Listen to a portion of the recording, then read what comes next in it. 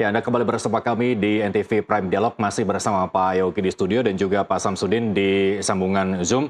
Pak Samsudin, saya tadi menyatakan bahwa kalau Anda mengikuti jalannya sidang, cukup memenuhi rasa keadilankah sehingga Laskar Cinta Jokowi ini tidak perlu melaporkan pimpinan sidang KIP ke polisi? Sorry, saya tidak berhubungan dengan Laskar apa tadi namanya? Cinta Jokowi. Laskar Cinta Jokowi gitu ya. Kami berhubungan dengan pihak termohon, yaitu adalah UGM, Polda, KPU RI, KPU DKI dan Solo gitu ya. Jadi untuk menilai apakah itu rasa keadilan itu berada pada kami pemohon dan termohon gitu loh. Tidak dalam posisi untuk Laskar Cinta Jokowi, itu adalah hak mereka gitu ya.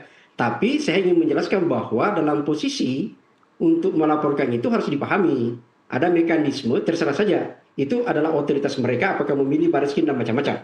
Tapi dalam kalau ini sekedar pengetahuan saja bahwa meskipun Komisi Informasi Pusat atau Komisi Informasi di daerah termasuk itu ya, bukan lembaga jadi dia sebenarnya adalah kuasi yudisial gitu ya, sebuah lembaga yang mirip dengan kerja-kerjanya, fungsi kewenangannya seperti lembaga pengadilan, tapi dia bukan bagian dari sistem peradilan. Maka kemudian kalau kita tahu kan hakim sebenarnya punya hak imunitas gitu ya, tapi harus dipahami dalam posisi itu kalau ada persoalan itu sebenarnya adalah ada mekanisme tersendiri untuk menyelesaikannya. Jadi tidak serta-merta langsung dibawa ke kepolisian. Saya khawatirnya jangan-jangan semua kita bicara pun seperti ini dilaporkan gitu loh, yang seolah-olah menjadikan Oke, secara singkat gitu loh. sebagai Ya? penggugat, Anda menilainya jalannya cukup netral atau tidak? Menilai netral dan tidak netral kita harus pahami aturannya, Mas. Aturannya itu ada pada Perki gitu. Jadi peraturan Komisi Informasi itu kan jelas sebenarnya di sana. Ada indikator yang dipakai. Jadi bagaimana mereka menangani satu sengketa itu ada di peraturan nomor 1 tahun 2013. Itu harus kita lihat di sana mekanismenya apakah itu sesuai berjalan atau tidak. Itu harus kita lihat dalam posisi untuk proses terjadinya. Proses di majelisnya apakah ada konflik of interest atau tidak, itu sebenarnya adalah penilaiannya ada di peraturan KPU. Jadi kalau tadi adalah prosedur gitu ya, ini adalah berada di kode etiknya, yaitu adalah peraturan nomor 3 tahun 2016. Itu harusnya dilihat pada posisi sana. Jadi jangan kemudian kita tarik tiba-tiba karena ini langsung mengancam ke sana. Saya khawatirnya gini loh. Ini kan sebenarnya khusus UGM ya, kita lihat bahwa kan ada tadi disebut ada KPU, ada UGM gitu ya, ada Polda. Nah, khusus untuk UGM itu tidak ada mediasi, langsung masuk adjudikasi. Nah, dalam posisi ini itu artinya kan sebenarnya akan lahir putusan gitu ya. Jangan-jangan justru itu ini bagian menjadi ancaman laporan ini bagian yang mengganggu peradilan, itu harus dipahami juga gitu. Jadi banyak hal tafsir gitu ya. Tapi sekali lagi itu otoritas dia dan saya hanya berhubungan pada termohon gitu dengan KI pusat gitu ya. Itu yang hanya di sisi posisinya. Baik, ke Pak Yogi. Pak Yogi, bagaimana posisi Barajp terkait dengan rencana laporan Laskar Cinta Jokowi terhadap jalannya sidang gugatan yang disampaikan oleh Boncowe ini? Ya, kalau kita Barajp terhadap kawan-kawan tadi Laskar Cinta Jokowi yang menamakan diri Laskar Cinta Jokowi itu, jujur kita juga baru tahu ada nama itu, kita nggak kenal. Cuma kita melihat ya ini mungkin adalah reaksi publik ya, reaksi rakyat yang melihat bahwa oh ini harus dikontrol juga dong. Masyarakat mengontrol bahwa ada di luar sana yang melihat proses ini. Ini kan kalau kita jujur, objek yang diteliti kawan-kawan yang hari ini dijadikan tersangka di Polda Metro Jaya itu kan adalah ijazah yang beredar di media-media sosial. Ya. Ya, ini yang mereka teliti, kemudian mereka akui sebagai itu ijazahnya Jokowi dan dilaporkan ke polisi. Padahal mereka belum pernah melihat ijazahnya Jokowi itu, tapi mereka melaporkan bahwa ijazah Pak Jokowi ini palsu. Nah ini kan, sehingga di polisi pada itu di bulan April ya kalau saya nggak salah. Nah sehingga pihak Polda Metro memutuskan wah ini udah nggak benar karena ijazah Pak Jokowi yang sebenarnya ada ini dan otentik. Nah Pak Jokowi karena merasa kehormatannya terganggu, merasa direndahkan dan lain, melapor kembali. Nah sehingga terjadilah dengan proses pemanggilan saksi dan lain-lain terjadilah proses tersangka kepada beberapa kawan-kawan yang memprotes tersebut. Oke. Nah, khusus ke Komisi Informasi, harusnya dari awal kawan-kawan siapa Pak Samsudin dan kawan-kawan ini melakukan ini. Meminta dulu, cari dulu ijazahnya dan lain-lain, diteliti dengan benar apakah palsu atau tidak, baru nyatakan ke publik. Nah, lagi ngapain juga sebenarnya kan gitu loh. Oke, Kalau Pak menurut Samsudin, saya kan apakah gitu. tidak semudah tinggal Pak Jokowi menunjukkan saja selesai begitu, Pak Bara AJP? Pak Iya, Yogi? kalau kan ini sebenarnya pendidikan politik ya, pendidikan hukum untuk kita, masyarakat, seluruh masyarakat, bahwa yang menuduh, yang memfitnah itu dia yang harus membuktikan. Karena ini akan jadi presiden buruk nanti ke depan. Kalau misalnya, ini kan sudah masuk ke ranah hukum. Karena prosesnya sudah masuk ke ranah hukum kan. Mereka melapor ke pihak Polda Metro. Nah, Pak Jokowi ya ikuti mekanisme hukum. Ketika hukum yang meminta, dia akan menunjukkan. Tapi Baik. kalau kita main udah masuk ke ranah hukum, kemudian dia tampil ke publik menunjukkan, ya dia mengintervensi proses hukum. Baik, itu Pak namanya. Samsudin, apa yang Anda bantah terkait pernyataan Pak Yogi? Pertama, menjadi tidak etis untuk saya mengomentari kasus yang ditangani orang lain. Saya tidak pantas untuk mengomentari kasus yang ditangani Polda berkaitan dengan tersangka Roy Suryo. Karena pembahasan kita adalah bukan pada kasus yang ditangani Polda. Dalam posisi kami adalah Polda bagian termohon yang digugat karena ada akses informasi yang kami menganggap bahwa itu tidak maksimal dipenuhi. Dalam konteks itu, bahwa kemudian pernyataan tadi Bang Yogi menyebut bahwa harusnya kami melalui Komisi Informasi dulu baru mengungkap palsu atau tidak palsu, saya ingin mengklarifikasi sekali lagi bahwa tidak ada korelasi dalam proses kami ini melakukan penelitian adalah itu administrasi. Jadi jangan dikaitkan yang tersangka di Polda dengan yang ada di Komisi Informasi Publik. Ini harus kita harus memahami dalam konteksnya gitu ya. Dalam posisi itu. Dua hal yang berbeda. Lembaga penegakan hukum itu adalah di Polda dan lembaga sengketa informasi itu adalah di Komisi Informasi.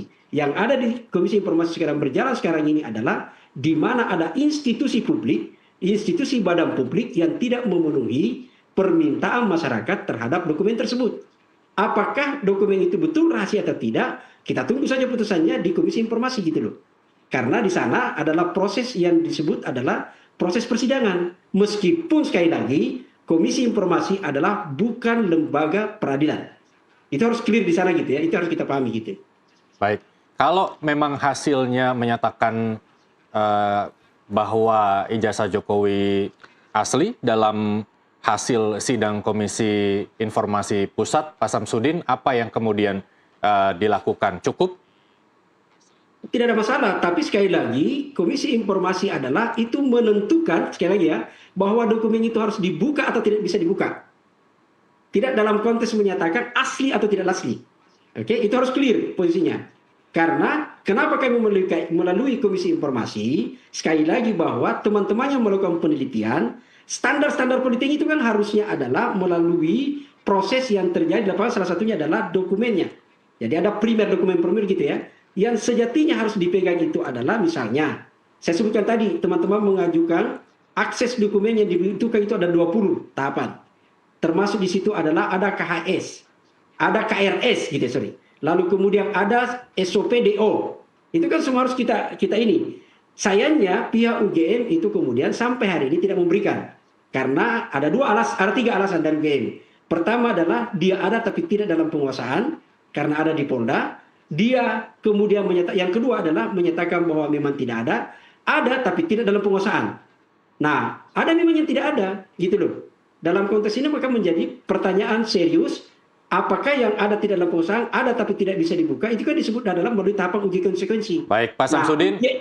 Nah, Pak Samsudin, informasinya bahwa akan ada sidang lanjutan. Jikapun UGM tidak bisa memenuhi dari apa yang diminta oleh Ketua Majelis Hakim KIP, apa implikasinya dan kemudian agenda selanjutnya seperti apa?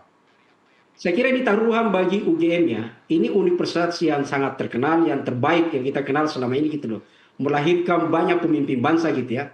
Bahkan semboyannya itu kan sebenarnya tagline-nya UGM itu kan selamat datang pemimpin masa depan gitu loh. Nah sayang sekali kalau dalam konteks ini justru mereka tidak memenuhi. Karena ini kan sebenarnya adalah pertarungan dua rezim. antara rezim yang tertutup dengan rezim yang pro pada keterbukaan. Negara kita sudah membentuk namanya lembaga Komisi Informasi Publik. Tujuannya adalah memastikan bahwa dokumen-dokumen publik itu tersedia untuk dipenuhi hak asasi publik warganya terhadap informasi. Kalau ternyata kemudian UGM kekeh menyatakan bahwa ini tidak bisa dibuka padahal itu adalah betul dokumen publik, yaitu adalah perlawanan UGM terhadap sama di mana era keterbukaan sekarang ini. Dan itu taruhannya besar.